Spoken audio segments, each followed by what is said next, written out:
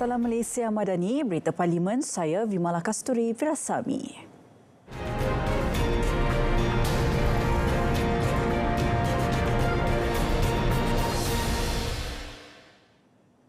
Rang Undang-Undang RUU Kawalan Produk Merokok demi Kesihatan Awam 2023 diluluskan Dewan Rakyat menerusi undian suara majoriti.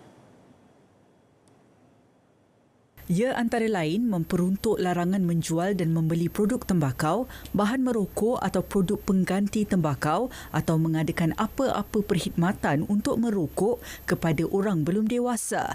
RUU itu turut menyaksikan pengguguran peruntukan berkaitan generasi penamat rokok GEG iaitu larangan penjualan produk tembakau dan rokok serta larangan merokok bagi individu yang lahir pada 1 Januari 2007 dan seterusnya.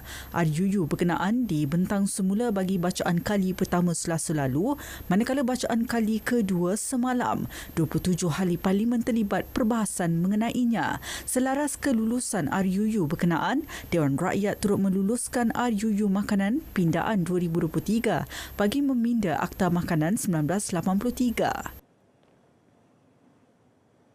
Terdahulu pada sesi penggulungan RUU berkenaan, Menteri Kesihatan memaklumkan kos rawatan penyakit berkaitan rokok elektronik termasuk kecederaan paru-paru EVALI yang tinggi bakal ditanggung kerajaan jika tiada kawalan undang-undang dibuat menerusi RUU berkenaan.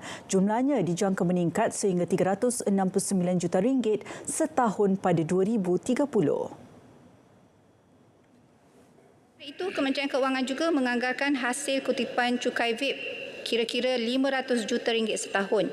Walau bagaimanapun, kajian menunjukkan kos rawatan bagi penyakit elektronik and vape use associated lung injury EVALI adalah sebanyak RM150,000 bagi setiap pesakit dan dijangka meningkat sehingga RM369 juta setahun pada tahun 2030. Namun dipercayai jumlah sebenar adalah lebih tinggi sekiranya akta ini tidak diluluskan dan kerajaan bakal menanggung kos rawatan yang lebih tinggi jika tiada kawalan dibuat berkaitan rokok elektronik atau vape melalui rang undang-undang ini, maka lebih ramailah yang akan terdedah kepada risiko komplikasi penyakit akibat penggunaan rokok elektronik. Sementara itu, kos rawatan bagi penyakit tidak berjangkit NCD utama yang boleh dikaitkan dengan komplikasi merokok dianggarkan berjumlah RM9.65 bilion pada 2017. Data itu diperoleh daripada laporan kos langsung penjagaan NCD di Malaysia yang dikeluarkan tahun lalu. Bagi anggaran rawatan untuk merawat 3 penyakit kronik, kardiovaskular, kanser dan penyakit paru-paru kronik akibat komplikasi merokok adalah 8.77 bilion menjelang tahun 2030. Ini diunjurkan. Selain daripada itu, kajian oleh Tan Q. Y et al. Pada tahun 2019 telah melaporkan bahawa tabiat merokok dianggarkan telah menyebabkan kehilangan produktiviti sebanyak 275.3 bilion. Kos-kos rawatan ini adalah jauh lebih tinggi berbanding kutipan cukai rokok yang dianggarkan sekitar 2 hingga 3 bilion setahun. Dr. Zaliha turut menjawab isu peruntukan berkaitan generasi penamat rokok GEG yang digugurkan daripada RUU itu. Menurut beliau, perkara tersebut akan diteliti dari semasa ke semasa selepas penguatkuasaan bermula. Penelitian antara lain meliputi kesan RUU berkenaan terhadap penurunan prevalence merokok. Kertas putih cadangan dasar gaji progresif dibentangkan di Dewan Rakyat hari ini. Pelaksanaan dasar itu dijangka beri manfaat kepada 1.05 juta pekerja dengan andaian pemberian insentif daripada kerajaan sebanyak RM2 bilion. Menteri Ekonomi Rafizi Ramli berkata ia akan melibatkan tambahan nilai KDNK benar RM3.3 bilion.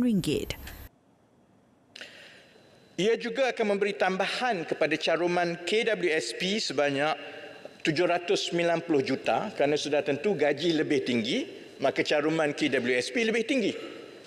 Dan tambahan hasil cukai pendapatan pula dijangka sebanyak 1.8 bilion ringgit pada tahun itu dengan tambahan seramai 37,529 orang pembayar cukai pendapatan baru bagi tahun pertama pelaksanaan.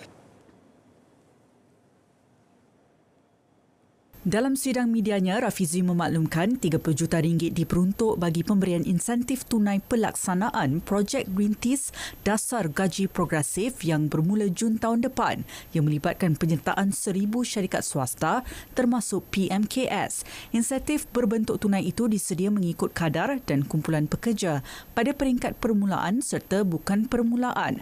Bagi kumpulan pekerja peringkat permulaan, syarikat layak menerima kadar insentif pada nilai tetap sehingga maksimum RM200 sebulan selama 12 bulan jika membayar gaji pada kadar yang sama atau melebihi cadangan panduan kenaikan gaji tahunan.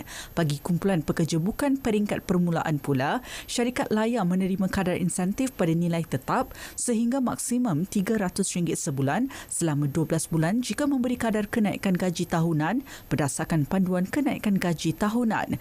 Mekanisme pembayaran sama ada secara tuntutan suku tahunan atau separuh tahun akan ditentukan kemudian.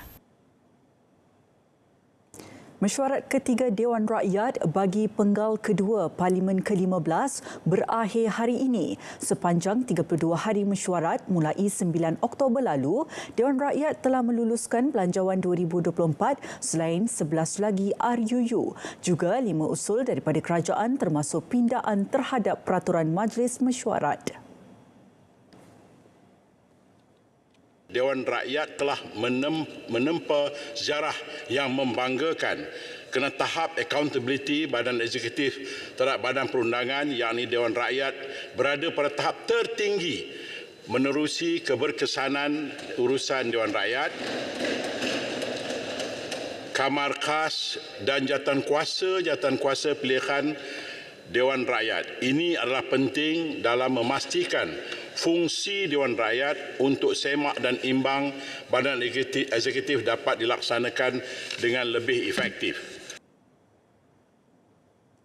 Dewan Negara pula akan bermesyuarat hingga 14 Disember. Hari ini, perbahasan RUU Perbekalan 2024 disambung semula. Senator Datuk Muhammad Isyamuddin mencadangkan skim subsidi kota diperkenal menerusi program subsidi bersasar yang bakal dilaksana tahun depan. Matlamatnya membantu ringankan beban sara hidup penduduk kurang berkemampuan di kawasan berkenaan.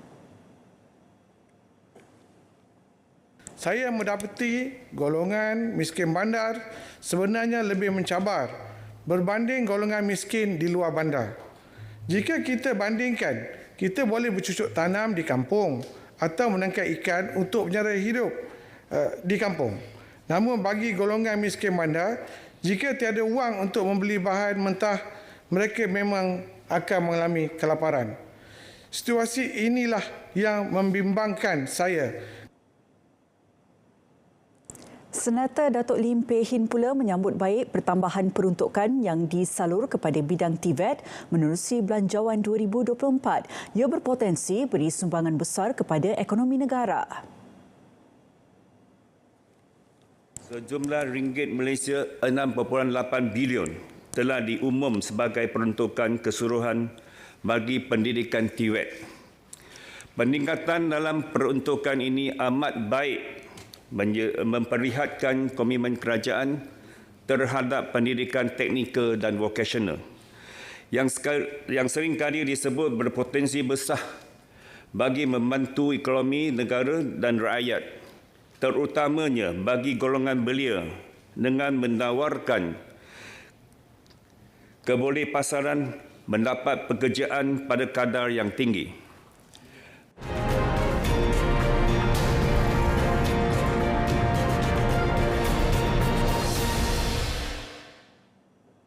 Kerajaan tidak berhasrat untuk ambil cap jari menerusi pembangunan identiti digital nasional IDN. Walaupun ini di bawah BIMOS, bukan bawah KKD, tapi saya ambil kesempatan untuk jelaskan. Kita tidak berhasrat untuk mengambil cap jari. Ya. Digital ID ini adalah single sign-on. Ya. Kita cuba sampaikan kepada rakyat. Ya. Dan maklumat itu tentang cap jari dan sebagainya, itu ada pada KDN, bawah Jabatan Pendaftaran Negara. Sebelum ini, KKD beri jaminan pembangunan IDN tidak akan jejaskan keselamatan data peribadi rakyat. Peruntukan 13 juta ringgit disedia bagi projek pengukuhan pembangunan industri jagung bijian tahun ini. Projek bawah program pengukuhan keterjaminan makanan itu bertujuan meningkatkan pengeluaran jagung bijian untuk makanan ternakan. Bagi tahun 2023, seluas 271 hektar sedang dibangunkan, melipatkan seramai 50 orang petani dan 10 syarikat dengan tumbuhan di negeri Perlis, Kedah, Pahang, Perak, Selangor, Johor dan Negeri Sembilan. 1,846 hektar kawasan tanaman kelapa dibangunkan menerusi projek pembangunan industri tanaman kelapa sejak 2021. Dalam tempoh itu, Jabatan Pertanian menyediakan pelbagai insentif seperti penyediaan kawasan sistem perparitan dan pengairan, pagar dan jalan ladang.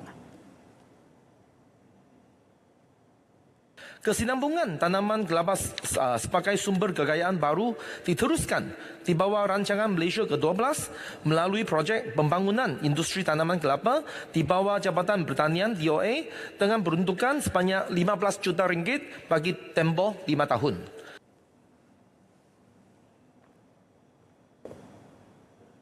Siasatan dan tindakan akan diambil terhadap anggota dan pegawai polis yang melanggar SOP ketika bertugas dalam sekatan jalan raya. Soalan asal berkaitan sekatan jalan raya di kawasan Bukit atau di kawasan Seleko. Memang sekatan-sekatan tidak dibuat di kawasan-kawasan berkenaan. Kecuali jika berlaku kes-kes kemalangan di kawasan-kawasan berkenaan. Di kawasan Bukit, Seleko. Itu bukan sekatan jalan raya tapi lebih kepada soal mengawal lalu lintas.